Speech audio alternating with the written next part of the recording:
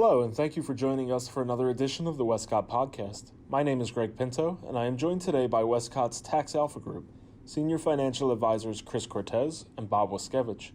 We're here today to discuss the recently passed Secure Act and the impact that it may have on our clients' financial future.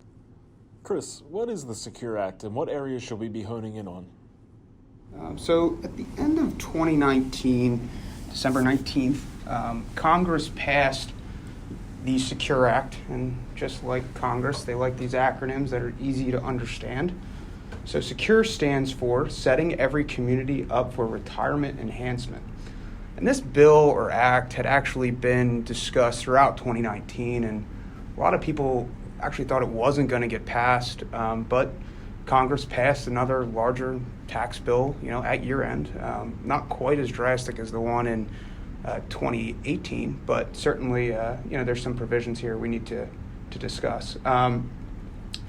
So setting every community up for retirement enhancement, or the Secure Act, was really around providing employees and employers better access and more affordable options when it came to retirement plans.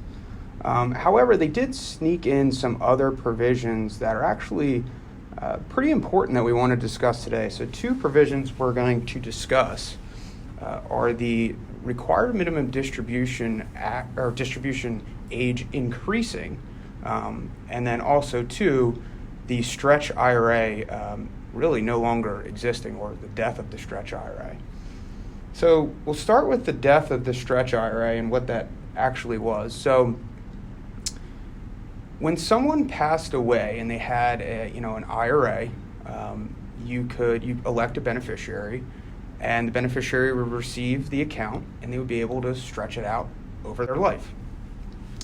So, for example, let's say I had an IRA that I left to Bob here, and I'm sure my wife. Thank you very much, Chris. Anytime. I'm sure my wife and kids probably wouldn't really be happy about that, but Bob can deal with them.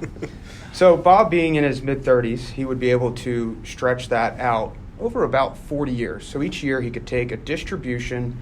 The IRS kind of sets the guidelines for how much you need to take out each year, but over 40 years he could take that distribution out, and it would limit his taxes each year. So he wouldn't have these extraordinary tax years because he had to take out a larger distribution. However, that has now changed. So under the new rules, instead of being able to take the IRA distributions over the course of your lifetime based on IRS life expectancy tables, you now have until year 10 after the passing of the original IRA owner to completely liquidate that account.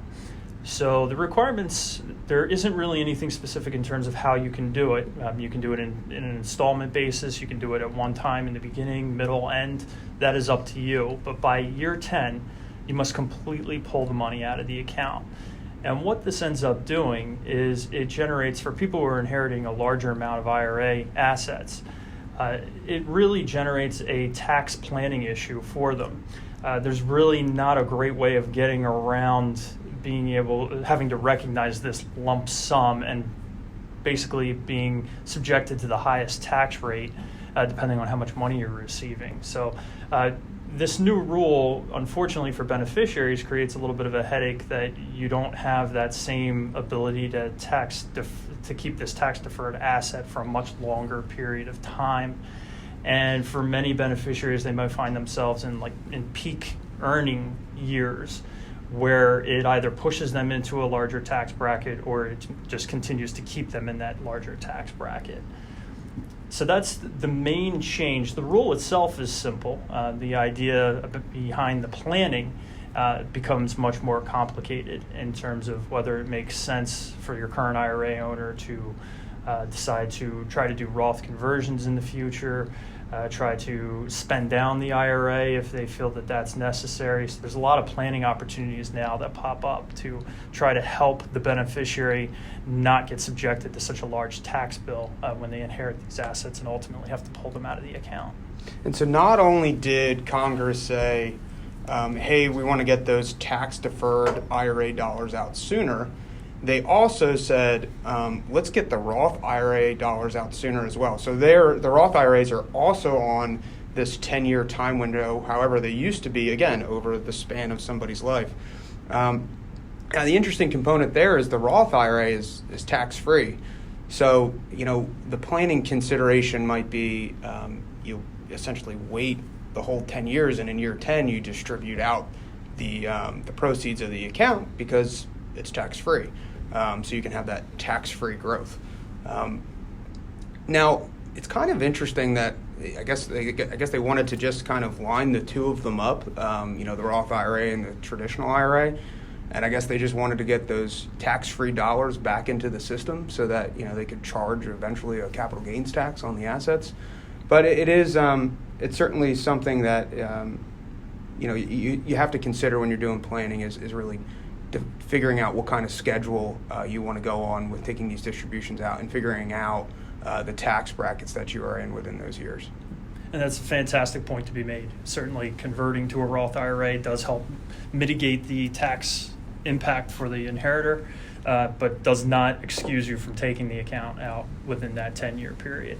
And there are exceptions to this rule. One of the main ones, and the only one we'll get into during this discussion, is the idea that if you're a spouse inheriting your IRA, you are not subject to this rule. You are able to take it on as yourself, or you're able to stretch it out. You are not required to remove the entire account by year 10. There are several other more complicated exceptions, but that's the main one we wanted to focus on in terms of exceptions.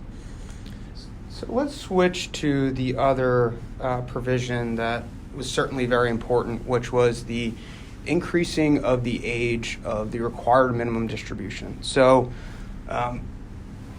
each year you're putting away money in your 401k or IRA, and the government is saying, okay, we're not going to charge you any tax on this currently, but one day we're going to charge taxes on it, and we're going to require you to take out a distribution.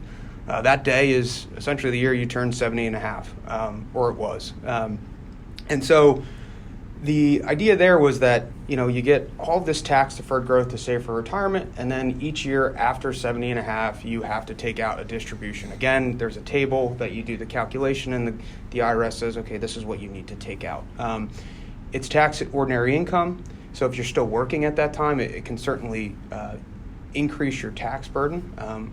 Also, too, if you're collecting Social Security, which you would be at 70, it can also increase your tax burden. But now that age of 70 and a half has changed. So the new rule is the IRS has now made things a little less complicated. Instead of trying to calculate your 70 and a half birthday, you get to delay until you're 72. So you get an extra year and a half to take these distributions. Some of the important things with this rule is trying to determine if it actually applies to you. So if you had turned 70 and a half before December 31st, 2019, this rule does not apply to you. You continue to take your RMDs at the age of 70 and a half. You do not get the delay.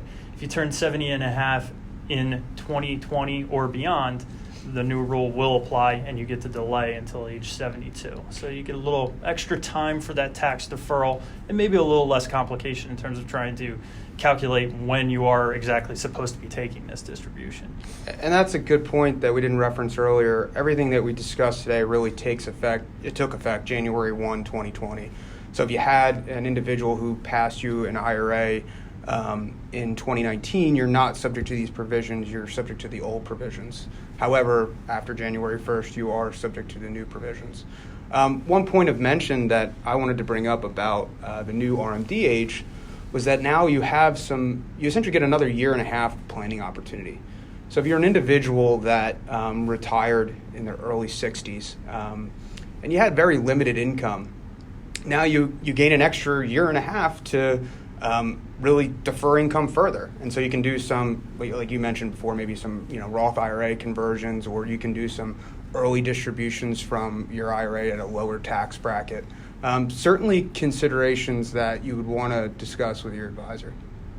Yeah, that's a great point. Gives you a little bit more flexibility in terms of playing with your income and trying to maximize or minimizing your tax brackets. So great planning opportunities. Thank you, Bob, and thank you to Chris as well for joining us here today. For more information regarding the Secure Act or any of our financial planning services, please find us on the web at www.wescott.com. As always, we thank you for listening, and we hope you'll join us next time for another episode of the Wescott Podcast.